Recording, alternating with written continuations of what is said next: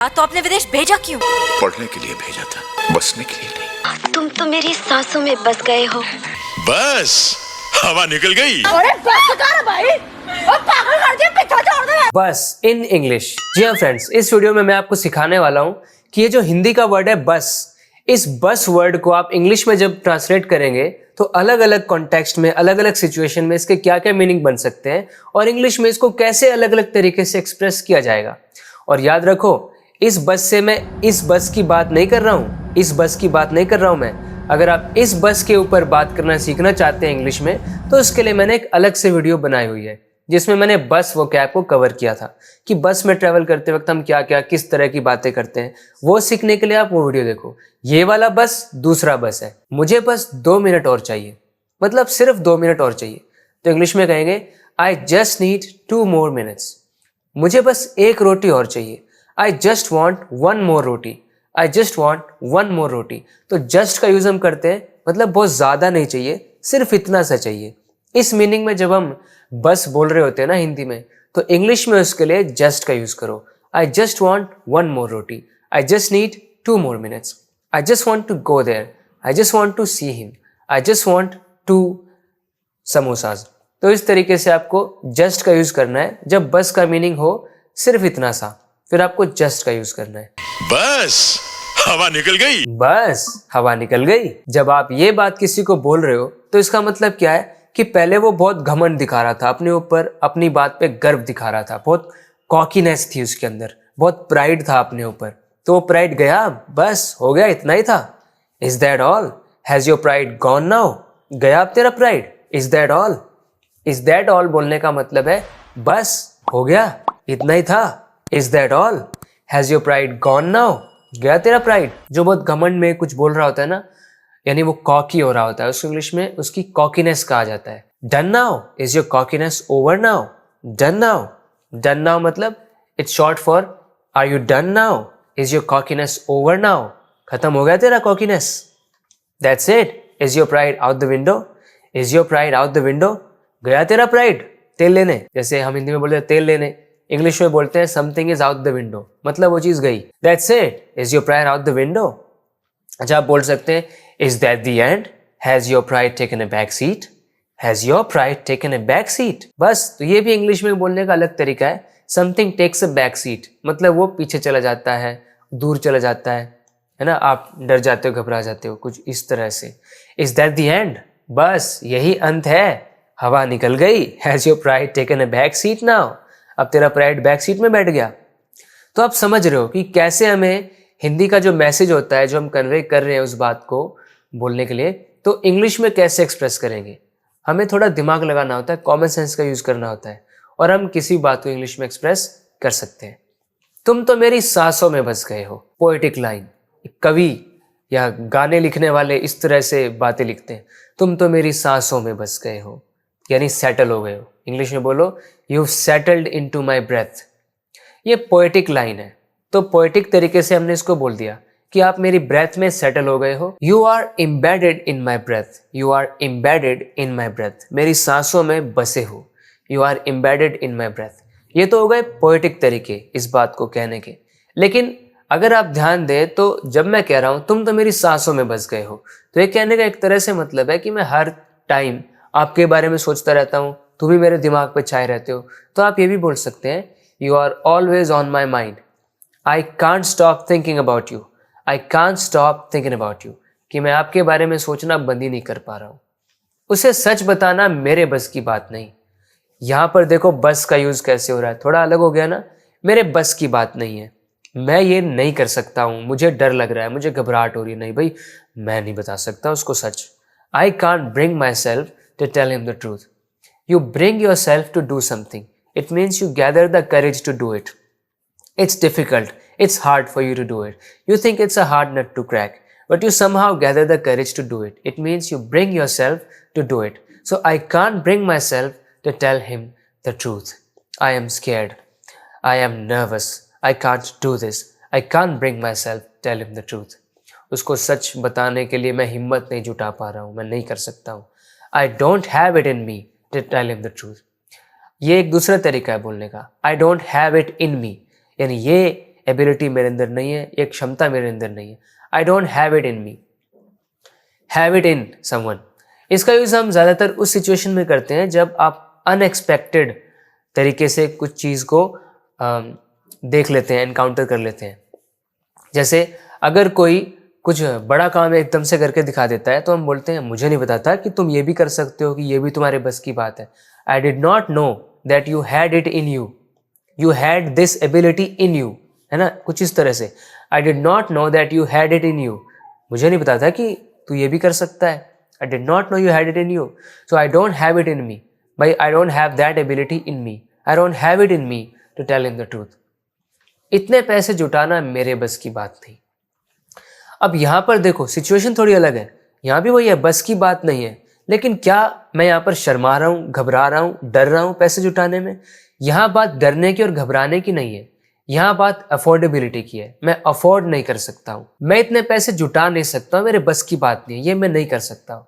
तो bring my self to do something यहाँ पर यूज नहीं होगा, क्योंकि वो तो दिखाता है आप घबराने की वजह से कुछ नहीं कर पा रहे हो, आपके बस की बात नहीं है। यहाँ पर बस की बात नहीं है क्योंकि अफोर्ड नहीं कर सकते। I can't manage to gather that much money, इतने सारे पैसे को गैदर करना मैं ये मैनेज नहीं कर सकता हूँ। I can't arrange that kind of money, I can't manage to gather that much money. I am not able to come up with that much cash. I'm not able to come up with that much cash. पानी गिर रहा है।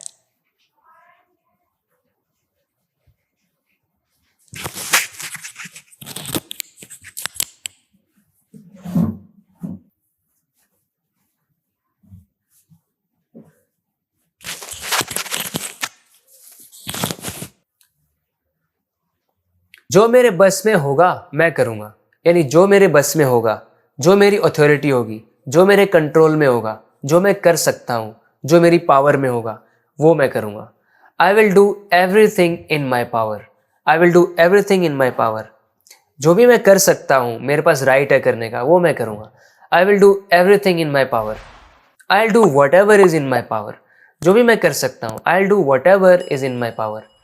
तो देखा, हिंदी का word है बस, लेकिन थोड़े थोड़े अलग अलग नुआंसेस हैं, थोड़ी थोड़ी अलग अलग कॉन्टेक्स्ट हैं, सिचुएशंस थोड़ी अलग हैं, तो हम इंग्लिश भी अलग तरीके से बना रहे हैं। फिर आई will do what ever I can, जो भी मैं कर सकता हूँ वो मैं करूँगा। I will do what ever I can.